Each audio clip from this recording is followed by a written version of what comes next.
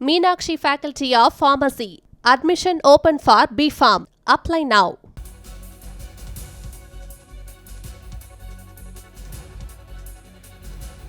வணக்கம். அண்ணா பல்கலைக்கழக மாணவி பாலியல் வன்கொடுமை வழக்கில் ஞானசேகரன் அவர்கள் குற்றவாளி என தற்பொழுது சென்னை மகளிர் நீதிமன்றம் நீதிபதி தற்பொழுது அறிவித்திருக்கிறார்.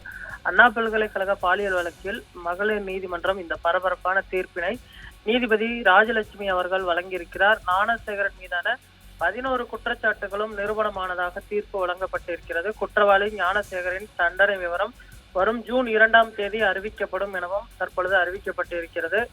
புழல் சிறையிலிருந்து அழைத்து வரப்பட்ட ஞானசேகரன் பலத்த பாதுகாப்புடன் பார்த்தமெனால் நீதிமன்றத்தில் ஆஜர்படுத்தப்பட்டால் தனக்கு 8 வயது படிக்கக்கூடிய பெண் குழந்தை இருப்பதனால் ஒரு குறைந்தபட்ச தண்டனை வழங்க வேண்டும் என்றும் அவர் கோரிக்கை விடுத்திருக்கிறார்.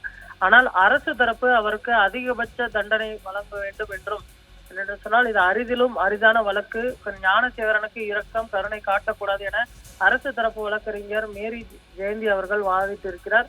நீதிபதி ஜெயலட்சுமி அவர்கள் தற்பொழுது குற்றவாளி என அறிவிக்கப்பட்டிருக்கக்கூடிய நிலையில் அவர் மீண்டும் புழல் சிறைக்கு அழைத்து செல்லப்பட இருக்கிறார். ஜூன் 2ஆம் தேதி பார்த்தோமேனால் வரும் திங்கட்கிழமை மீண்டும் நீதிமன்றத்தில் அவர் ஆஜர்படுத்தும் பொழுது அவருக்கான அந்த தீர்ப்பு விவரம் வழங்கப்படும் என தெரிய வந்திருக்கிறது. கடந்த சில நாட்களுக்கு முன்பு பொள்ளாச்சி பாலியல் வழக்கில் பார்த்தோமேனால் குற்றவாளிகளுக்கு சாகுமுறை ஆயுள் தண்டனை வழங்கப்பட்ட நிலையில் தற்பொழுது குற்றவாளி ஞானசேகரன் அவர்களுக்கும் அதிகபட்ச தண்டனை வழங்கப்படும் எனவும் தெரிய வருகிறது.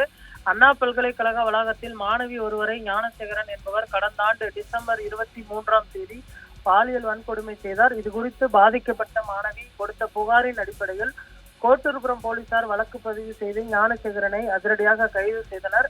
தமிழகம் முழுவதும் மிகவும் பரபரப்பாக பேசப்பட்ட வழக்கு. அஇஅதிமுக, பாஜக உள்ளிட்ட பல்வேறு எதிர்கட்சிகளின் சார்பிலும் இந்த வழக்கு தொடர்பாக பார்த்தோம்னால் கடுமையான ஒரு அழுத்தத்தினை அரசிற்கும் அதே போன்று காவல்துறைக்கும் கொடுத்தனர். அது போன்ற அண்ணா பல்கலைக்கழகம் முன்பும் போராட்டம் உள்ளிட்ட பல்வேறு கட்ட போராட்டங்களும் இதில் நடைபெற்ற நிலையில் இந்த சம்பவம் மாநிலம் முழுவதும் பெரும் பரபரப்பை ஏற்படுத்தியது. ஞானசேகரன் ஆளும் கட்சியை சேர்ந்தவர் என்பதனால் சிபிஐ விசாரணைக்கு மாற்ற கோரி சென்னை ஹைகோர்ட்டில் வழக்கு தொடரப்பட்டது. இந்த வழக்கை விசாரித்த நீதிபதிகள் எஸ்.எம். சுப்பிரமணியம், வி. லட்சுமி நாராயணன் ஆகியோர் பாலியல் வன்கொடுமை வழக்கை விசாரிக்க ஐபிஎஸ் அதிகாரிகள் கொண்ட சிறப்பு புலனாய்வு குழுவை அமைத்தனர். அதன்படி இந்த வழக்கை விசாரித்த சிறப்பு புலனாய்வு குழு அதிகாரிகள் குற்றப்பத்திரிகையை கோர்ட்டில் தாக்கல் செய்தனர். சென்னையில் உள்ள மகளிர் கோர்ட்டில் மார்ச் மாதம் முதல் விசாரணை தொடங்கியது. அப்போது ஞானசேகரனுக்கு வக்கீல்கள் யாரும் ஆஜராகவில்லை. இதையடுத்து ஞானசேகரன் சார்பில் ஆஜராக வக்கீல்கள் கோதண்டராமன், ஜெயபிரகாஷ் ஆகியோரை சட்டப்பணி ஆணையக்குழு நியமித்தது. கடந்த ஏப்ரல் 23ஆம் தேதி சாட்சி விசாரணை தினந்தோறும் என்ற அடிப்படையில் நடந்தது. பாதிக்கப்பட்ட மாணவி உட்பட 29 பேர் சாட்சியம் அளித்தனர். 75 சான்று ஆவணங்கள் தாக்கல் செய்யப்பட்டுள்ளன. போலீஸ் தரப்பில் பார்த்தோமேனால் மேரி ஜெயந்தி அவர்கள் ஆஜராகி வாதிட்டார். அனைத்து தரப்பு வாதங்களும் முடிவடைந்த நிலையில் சற்று நேரத்திற்கு முன்பு நீதிபதி ராஜலட்சுமி அவர்கள் இந்த தீர்ப்பினை அளித்திருக்கிறார்.